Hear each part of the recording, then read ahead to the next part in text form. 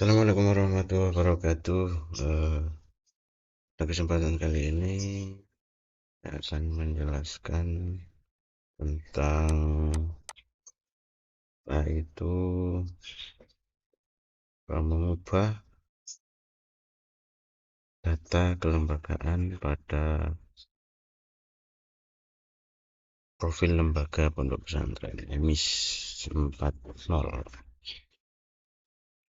Jadi yang harus teman-teman lakukan setelah masuk ke dashboard EMIS, yaitu kita ini pilih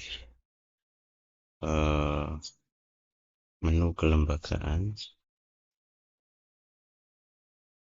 kita klik, kemudian selanjutnya di sini akan muncul halaman identitas dari profil pondok pesantren.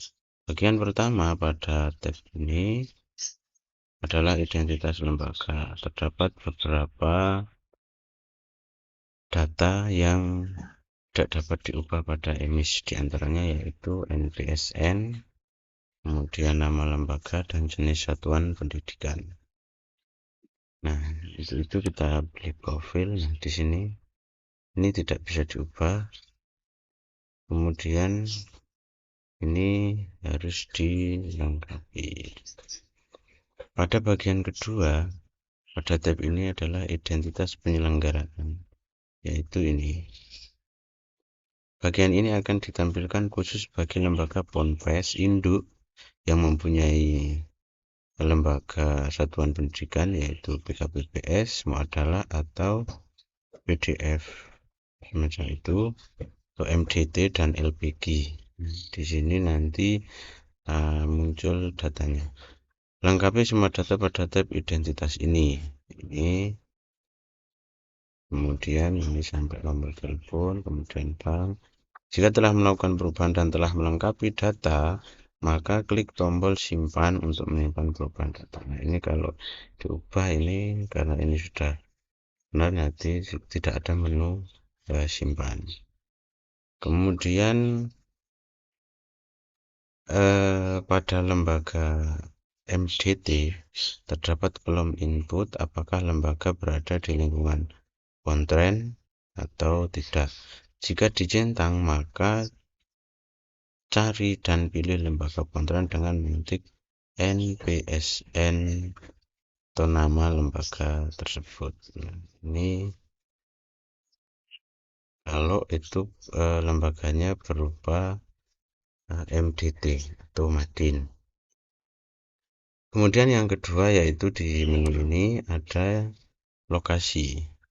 Dan pada menu lokasi ini kalau kita klik pada data tab lokasi, ini hanya dapat diubah melalui submenu lahan pada menu sarana dan prasarana yang insya Allah nanti akan kita jelaskan pada video-video selanjutnya.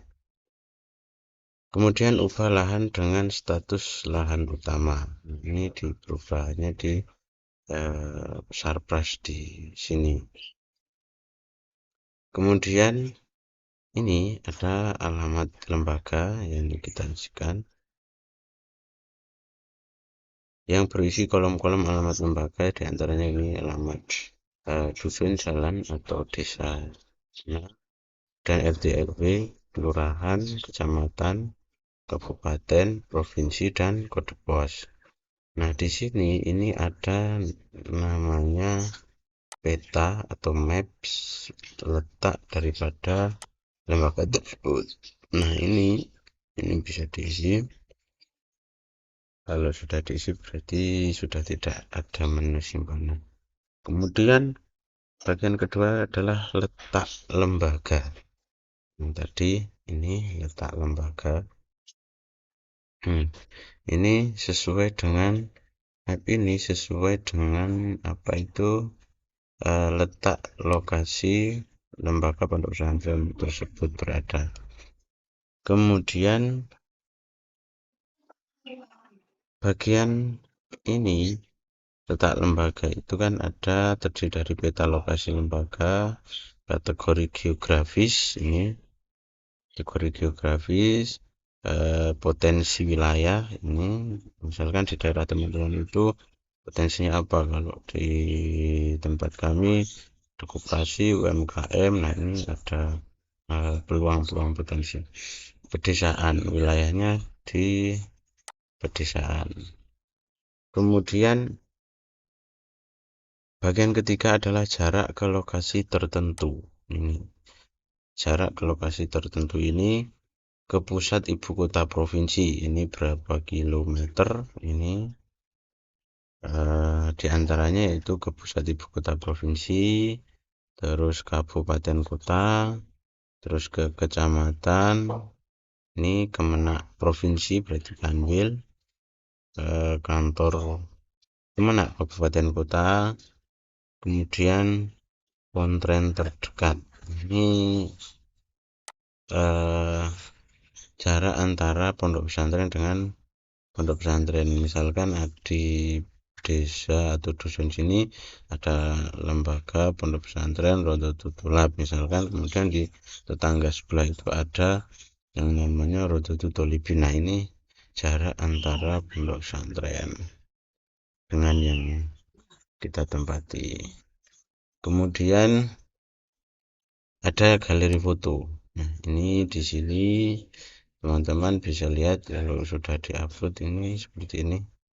Ini masih satu yang diupload. Setelah diklik terdapat beberapa foto yang dapat diubah atau dilengkapi, di antaranya foto papan nama. Ini kemudian foto gedung tampak depan ini, kemudian foto kelas, foto halaman, ini foto denah lembaga. Ini bisa teman-teman bisa bikin sendiri.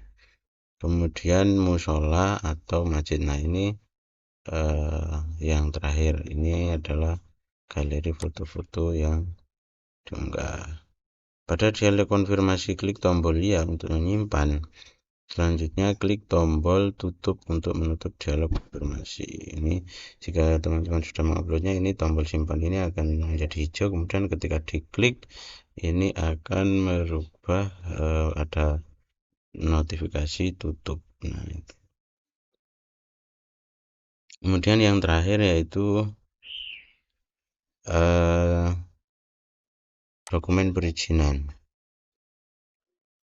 Nah, pada dokumen perizinan ini bagi lembaga pondok pesantren induk, yang induk itu berarti yang pusat, intinya bukan satuan pendidikan.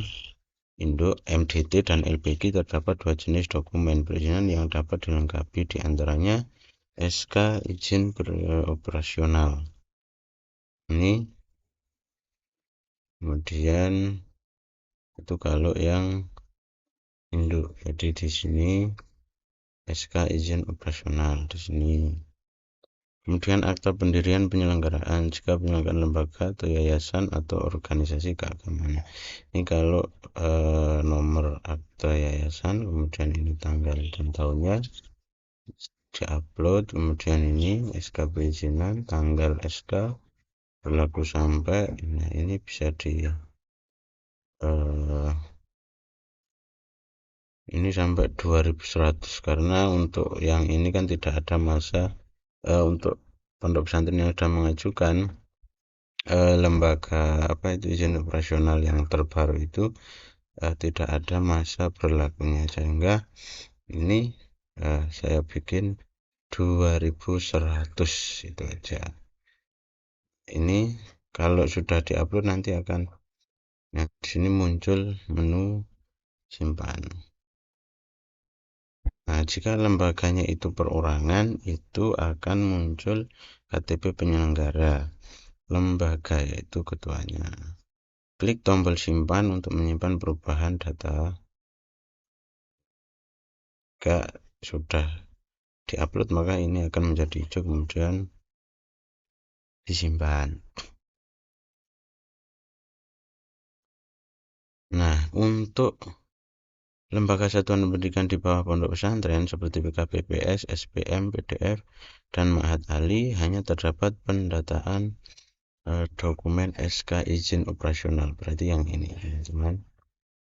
Untuk menu yang Ini kan di pondok pesantrennya. Untuk menu PKPPS-nya ini hanya izin operasional saja. Ini mungkin demikian tutorial yang saya sampaikan. Untuk video-video selanjutnya akan kami update seputar Sarpras. Mungkin nanti apabila ada pertanyaan bisa uh, chat kami di kolom komentar.